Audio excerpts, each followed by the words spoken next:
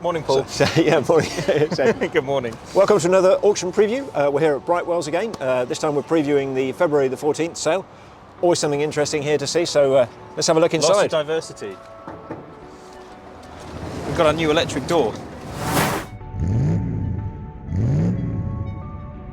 First, our friends at Lancaster Insurance are running monthly giveaways. You can win all sorts, from experience days to tools, restaurant vouchers and tech. So check the video description for full details and to enter.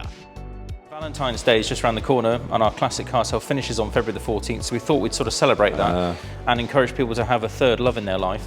His and hers, right? His and hers. Silver Cloud 1965, 1975 Silver Shadow 1. Cool choice. And then over in the corner we've got another one, a third generation of Rolls-Royce, a modern Phantom, 66,000 miles in black. Looks kind of gangster and cool. So you've got 3 generations of Rolls-Royce, haven't you? But I think the ladies are probably going to go with that, and I don't think anyone's going to tell me I'm a misogynist for that, are they? No, although it is lovely. It really may is a struggle beautiful to park example. it. So, single family ownership for 57 years and one of just, I think, 49ers at Paul. Yeah, less than 50 of these made in one drive. Yeah. 6.2 V8, but then it's a massive car, so it's going to have lots of lovely torque. But it's not about speed, it's about cruising and comfort and looking glam. It looks lovely, doesn't it? It's a Mulliner body, isn't it, this one? And it's had a respray, I think, but that's about it, isn't it? It's lovely and original otherwise. There's some lovely details on the back with the rear lights. The interior is nice and original, great patina. What a cool thing. And I think it's estimated at... 98 to 120,000, I've read, so yeah. Pocket change for somebody who's into one of these. Yeah, it's majestic though. Most definitely. Let's have a look at the back of it. Okay. Love the detail on these lights. Looks like an old Aston Martin at the back. Really unusual. It's a shame they didn't carry features like that through. Yeah, it couldn't be anything but 60s, could it? No. The paint finish is really nice on it, actually. They've done a lovely job. Should we have a look inside? The patina's beautiful. Yeah, it is actually. Yeah. Won't you ever sit in that, Paul? Easier to get into than that, at least. Yes. Look at that. Yeah. I reckon I should make a bid. Yes, most definitely. On the company credit card, I'd say.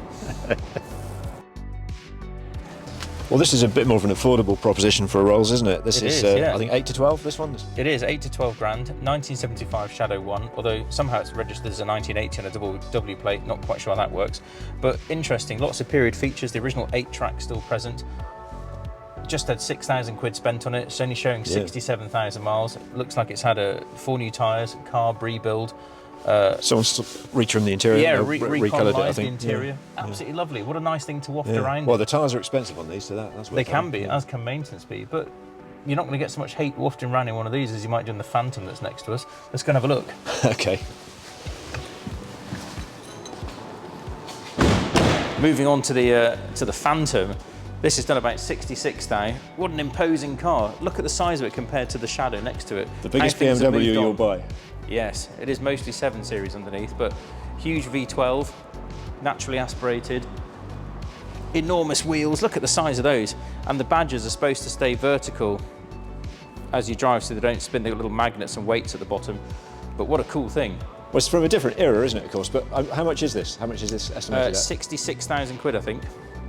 Which seems a bit of a bargain compared to what it was new. They're around, well, they've 200 grand new, depending on what options you went for. This one doesn't appear to have the starlight ceiling. There's a bit of signs of minor wear on the interior, but if you have a look inside, it's got nice light burr elm wood. Enormous rear area for dark deeds, business dealings, all sorts of other things perhaps. No, I jest. Seating for 4, this one. So it's got individual rear seats which are electrically operated rather than the standard bench seat. So you get a bit more long distance comfort. Your sort of thing, Paul? Not really. No. I prefer the 7 Series. I really like the E65. That's what this is underneath. Yes, soft closed doors there. Tell you what there is though, just down here, something else that's British. Go for it. And very different. I take it you don't mean the Maserati? No, I don't. I mean the Esprit. Oh, an X180? Yes. Yes. I think this has had a fortune spent on it. Apparently nut and bolt restoration. Massive amount. Something like 75,000 the guys spent on it, according to your catalogue. 75 grand? Yeah, it's apparently the first non-turbo X180. So is it? Wow. Apparently, yeah. They didn't finish all the paintwork then? I think these are probably going to be going up soon, aren't they, in value? Yes, they seem to be a little bit undervalued at the moment, which is a shame. Yeah, a decent one is unusual now, isn't it? There's some real wrecks and there's some really nice ones, and there's not much in between. And this one looks like a good sort of honest car that you could use and improve. Yeah, I think the estimate's about 15 grand, which seems an inordinately low amount considering what the chap's obviously spent on it. The interior is uncommonly smart for one of these. Yes, yeah, I was just thinking that. Although they tended to look like they've been put together by 5-year-olds when they came out the factory. I think they've probably been restored and put back together probably rather better nowadays. Well, that's the thing, isn't it? Nice wraparound dashboard and a panoramic roof. So what's this, a 2-litre 4-pot or 2.2? It'd be a 2.2, this one. Yeah, naturally aspirated. Yeah. Yeah, still looks quite sharp. It looks a lot more modern than its age, I think. Yeah. In terms of, if it's 1980s, 1990s, it's still a ssharp shape. Yeah, a good one of these drives nicely. The turbo I always thought was a bit disappointing. The normally aspirated one doesn't leave you, it doesn't leave you waiting. No, it doesn't. Quite literally. I think one of the weak points on these was always the brakes, but most people tend to upgrade the brakes. Yeah, interesting car. 1968 Ford Mustang Fastback. How cool is this? Have a look at that. So this is a 351 with Edelbrook headers, tubular manifolds, all sorts of other upgrades. Apparently it's been cammed. It's got a steering rack conversion and Holly carb imported from America. So it originally would have come with a 302 Windsor, but the vendor reckons it's about 600 horsepower. Quite the thing. Enough of that. What does it sound like? Let's start her up.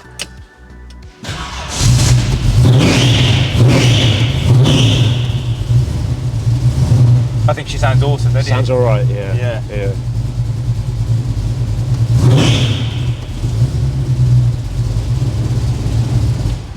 I could have a bit of that on a dry summer's day, couldn't you?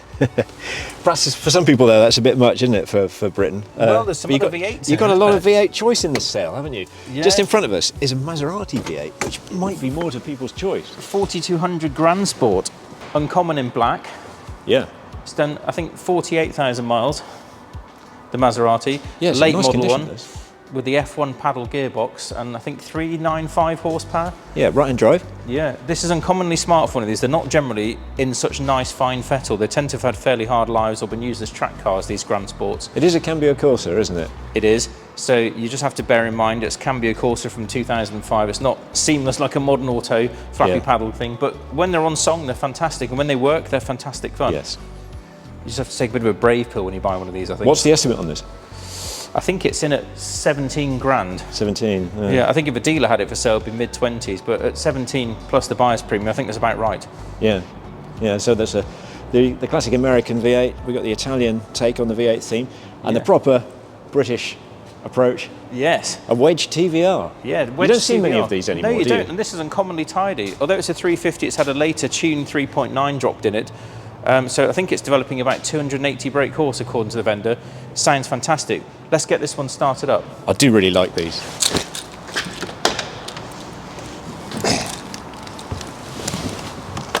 I think I'm going to get blasted here at the back. Best place to stand.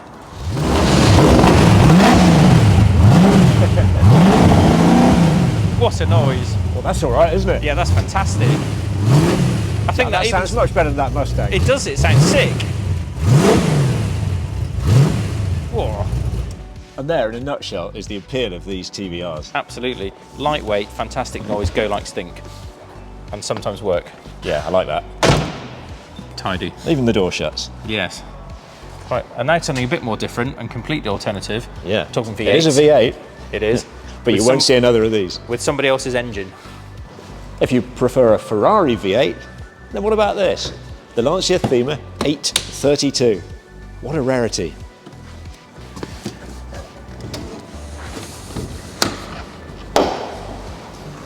Here we go. Lancia by Ferrari. It doesn't say Ferrari because Lancia actually modified the Ferrari 328 engine significantly to put it in the Thema. They changed from a flat plane crank to a cross plane crank and things like that. But and it's ultimately, it's a 308 engine. Yeah, ultimately, 3 litre V8 quattro valve.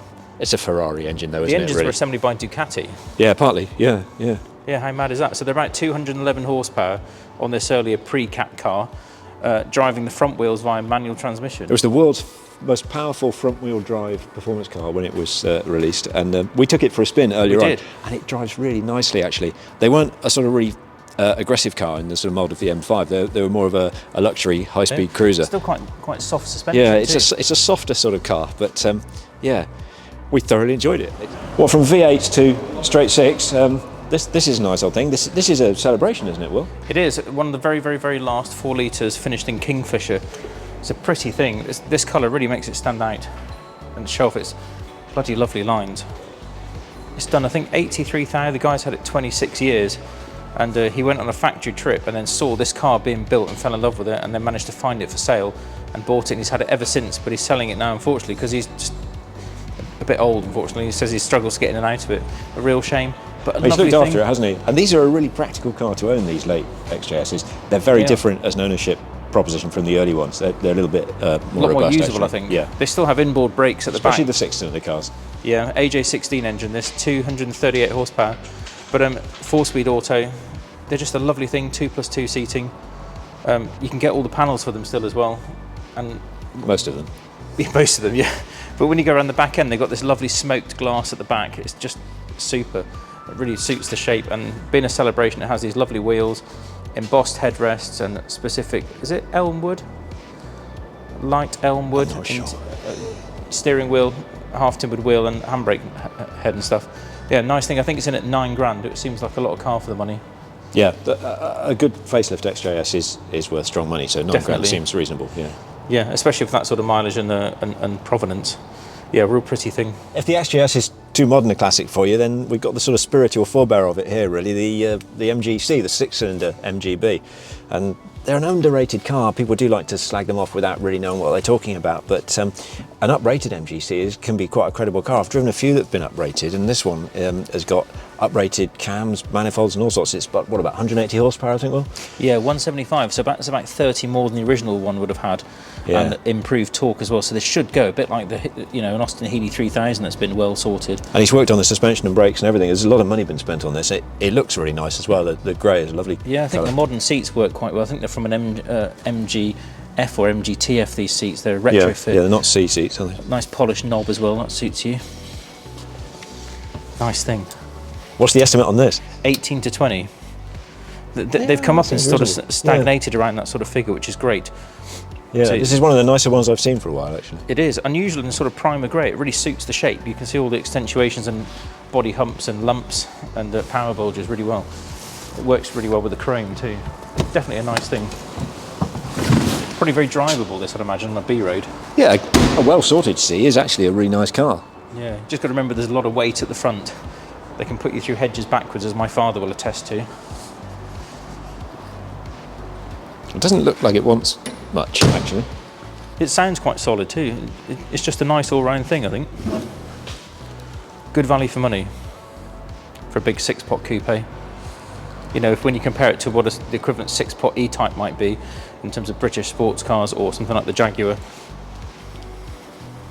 God, it's a big lump in there, isn't it? It is a heavy old engine. Yeah. But don't believe everything you might read about the MGC. They can be made to handle. I'll wait to see. I've driven a few that have been uprated properly and have been really enjoyable to drive. This one's got power steering as well, actually, which helps. Yeah, that's a good thing. Most definitely.